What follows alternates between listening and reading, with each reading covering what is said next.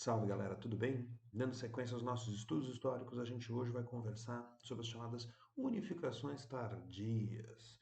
Essa questão das unificações da Itália e da Alemanha no século XIX, ela sempre nos chama a atenção porque a gente forma os Estados Nacionais Europeus, os principais Estados Nacionais Europeus, os grandes Estados Nacionais Europeus, lá no final da Idade Média, no início da Idade Moderna. No século XV, no século XVI, a gente vai ver formar Portugal, a gente vai ver formar a Espanha, a França, a Inglaterra, um pouco ali adiante a Holanda. E a gente joga com esses países aí durante todo o período moderno e o início do período contemporâneo. Alemanha e Itália são dois países que se formam depois, né? São dois países que vão se formar no final do século XIX. A Alemanha em 1870, a Itália em 1871. Tecnicamente falando, em termos políticos, o Estado italiano e o Estado alemão são mais novos, por exemplo, do que o Brasil. O Brasil é de 1822. O Brasil é 50 anos mais antigo do que a Itália e do que a Alemanha, né, como Estado. Né? E essa é uma diferença que a gente tem que fazer. Né? Falar em Estado não significa falar em nação, não significa falar em povo, porque os italianos e os alemães, como povo, como nação, eles são bastante antigos também. Né? Então, não é correto a gente falar em Itália antes de 1870. Mas é correto você falar, por exemplo, nos pintores italianos, Leonardo da Vinci e Michelangelo, que viveram lá no século XV. Também não é correto você falar em Alemanha antes de 1871. Mas você pode falar, por exemplo, sobre o alemão Gutenberg ou o alemão Lutero, que viveram lá no século XV, porque já existia essa ideia. Já existia essa ideia de nação, um grupo de pessoas que fala a mesma língua, que mora mais ou menos próximos, que tem os mesmos elementos culturais, comem as mesmas comidas, professam a mesma religião, fazem as mesmas festas. Então já existiam os italianos e os alemães. O que não existia era a Itália e a Alemanha. E a gente hoje vai conversar um pouco sobre esse processo de formação. A gente vai conversar um pouco sobre como aconteceu de se formarem esses países. Vamos lá? Então, a gente começa conversando sobre a formação da Itália. A Itália estava dividida mais ou menos em 12 estados, conforme o mapinha que está aqui embaixo, a gente mostra para vocês. E a ideia de uma união italiana, a ideia de que existia algo a mais entre esses pequenos estados, ela começa a aparecer desde as guerras napoleônicas. O Napoleão, quando conquistou todos esses estados italianos, ele formou uma confederação italiana. Ele juntou esses estados e criou um governo. Então, a primeira pessoa a politicamente criar uma ideia de unidade italiana prática foi o Napoleão. Né? E depois que vem o Congresso de Viena e desfaz tudo que o Napoleão fez, depois que vem o Congresso de Viena e separa esses estados italianos novamente, essa ideia de que podemos nos unir, podemos formar um Estado só, essa ideia passa a estar muito presente. E, claro, ela passa a apoiar também as pretensões políticas de muita gente. Em 1831, por exemplo, a gente tem um movimento político chamado Jovem Itália, né, que é um movimento propagandeado né, por uma série de grupos políticos que viam na ideia de uma união italiana uma coisa, um objetivo a ser alcançado.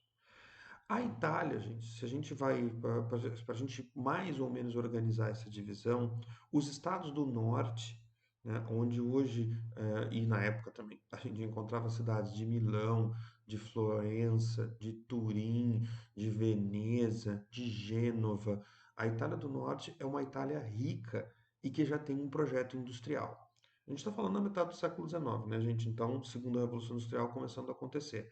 É uma Itália urbana, é uma Itália das grandes cidades, é uma Itália que tem uma ideia de industrialização.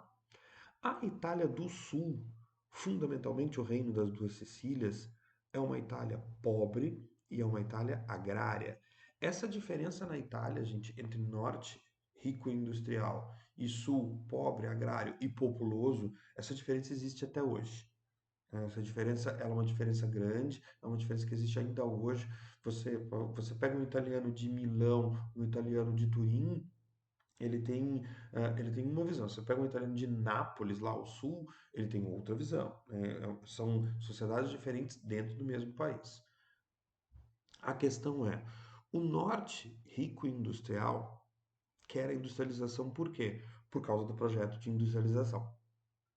Esse projeto de industrialização ele vai ser facilitado pela unificação. O Sul tem alguns recursos importantes para o Norte. O Sul tem mercado consumidor, o Sul tem mão de obra. Então, para o Norte rico e industrial, é negócio se juntar com o Sul. O Sul, pobre e agrário, vê com bons olhos também, a massa populacional do Sul, ela vê com bons olhos se juntar com o Norte. No Sul, a elite do Sul, né, o grupo que governa o Reino das Duas Sicílias, ele não é tão fã assim dessa ideia, não gosta muito da ideia, não. Né? Mas a massa populacional do Sul vê essa ideia com bons olhos. Né? Se o Sul vê com bons olhos e o Norte vê com bons olhos, então por que que não. O problema está no meio, gente. O problema está no meio. Em roxo, aqui embaixo, a gente tem os estados pontífices.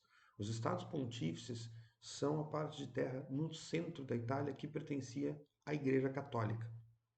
A Igreja Católica é contra a unificação, porque a Igreja Católica vai perder seu poder político.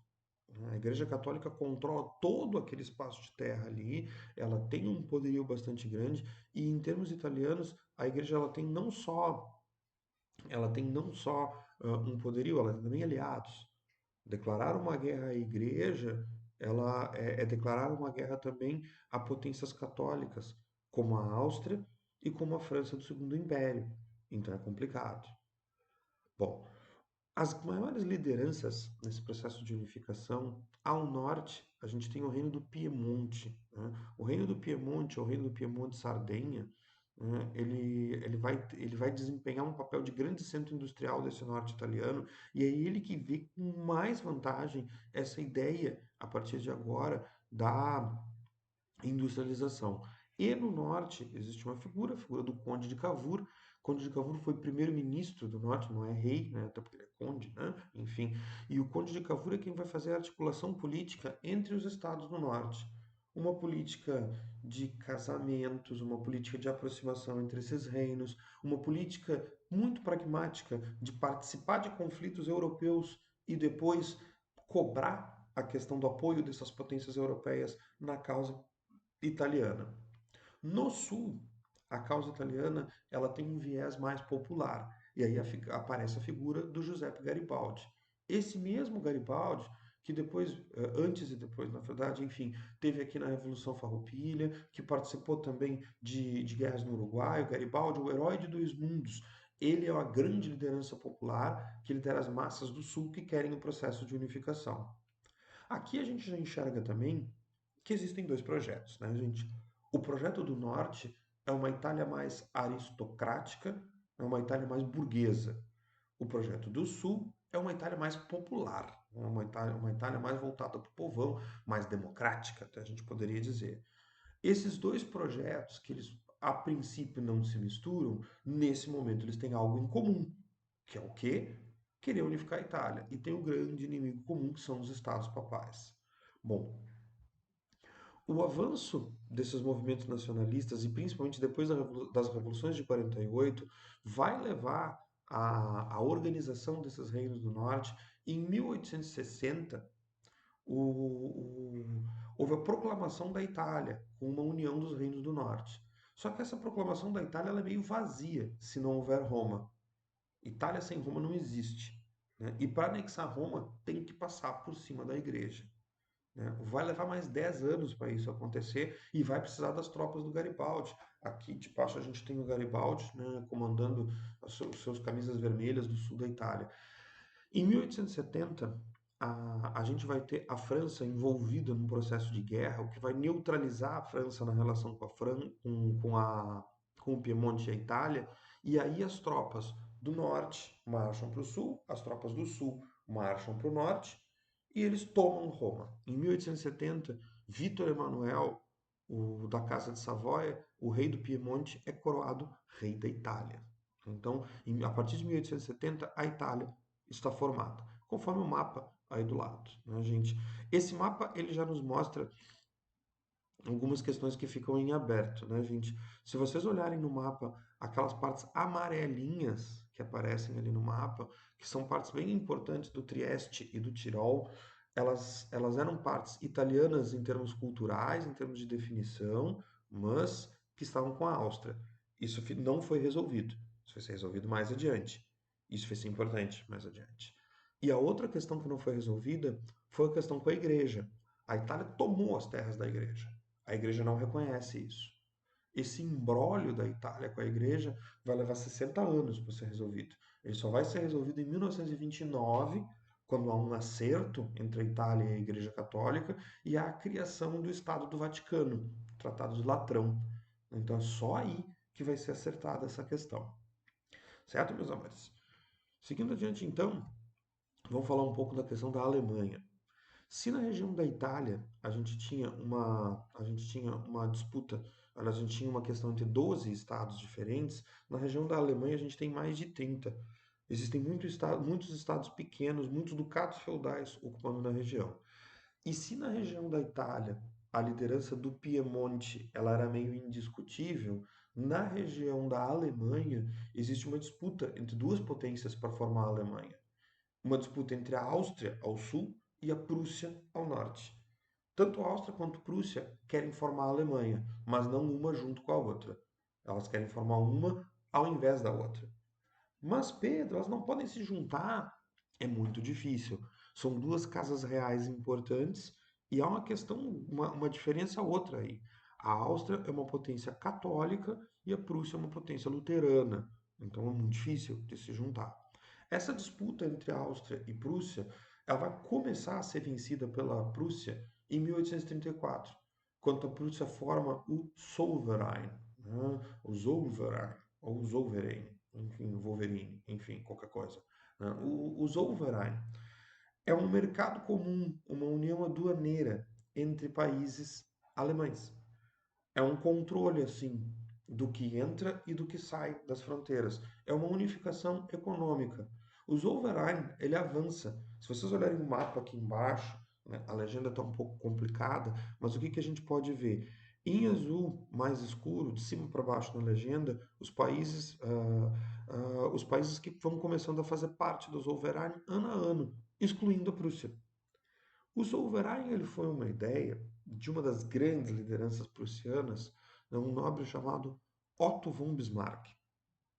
Otto von Bismarck é um líder, é um general, e o Bismarck ele vai ser um dos grandes pensadores da política italiana, perdão, da política alemã. A unificação da Alemanha, daí para frente, ela esbarra em duas questões. A primeira, a falta de coesão interna. Existem alguns estados alemães, existem alguns reinos médios que não têm interesse em fazer parte da Alemanha. Eles não querem. Não, sim, eu sou alemão, mas eu não quero ser mandado pela Prússia. Então, é diferente da Itália, onde todo mundo meio que queria, o problema era a igreja. Na Alemanha, tem quem não queira. Isso é complicado. E a outra questão é a França. A França do Segundo Império, gente, a França do Luiz Bonaparte, que é vizinha da Alemanha, tu enxerga no mapa aqui embaixo isso, a França, ela não tem interesse político em ver surgir a Alemanha e ela vai agir para evitar que isso aconteça. O Bismarck vai resolver os dois problemas com uma ação só, que foi a Guerra Franco-Prussiana. A Guerra Franco-Prussiana, gente, é uma guerra da França com a Prússia. O Bismarck, através de uma manobra política, através de uma jogada política, ele vai conseguir colocar a França em tal situação que o Napoleão III declara guerra à Prússia. E não existe nada melhor para gerar unidade, gente, do que um inimigo externo. Aí o Bismarck olha para os alemães e diz: eles, franceses, comedores de baguete, eles, franceses, tomadores de vinho, declararam guerra a nós, alemães. Então, a declaração de guerra da França à Prússia era o que faltava para ele conseguir aquela coesão e juntar os alemães. Claro, ele vai ter que ganhar a guerra, né? Esse é um detalhe. E assim, não é que a Prússia tenha ganhado a guerra. A Prússia limpou o chão com a cara da França. A Prússia ganhou muito essa guerra. Essa guerra durou poucos meses. Essa guerra foi um passeio no parque da Prússia. A Prússia, ela tem um exército muito mais moderno. Ela tem um exército que já está incorporando tecnologias que vão ser do século XX, enquanto a França ainda tem um exército napoleônico. O exército napoleônico, meus amores, ele era extremamente moderno em 1810. Ele não é mais moderno. A França tomou um pau da Prússia, a França apanhou e perdeu o território. A França perdeu as regiões da Alsácia e da Lorena nessa guerra. Conferindo aqui no mapa, né, gente? A Alsácia e a Lorena estão marcadas, estão circuladas ali no mapa em vermelho. Elas são duas regiões francesas ricas, produtoras de ferro e carvão. Bom, Guilherme II da Alemanha foi coroado Kaiser, foi coroado imperador na Sala dos Espelhos do Palácio de Versalhes. É tipo assim, ganhar o jogo e fazer a festa na casa do adversário. Você está vendo aqui a coroação do Guilherme como imperador da Alemanha. Ele está ali em cima do degrau, mas é interessante que até nesse quadro a figura de destaque ela não é do imperador. A figura de destaque de branco, quase no meio do quadro, é o Otto von Bismarck, que foi o cabeça, foi o cara que pensou isso. A Alemanha, a partir daí, consegue também consolidar o seu projeto de industrialização. Enquanto que pelo lado da França, o que vem a partir daí é um sentimento de vingança, é um sentimento de revanche muito forte.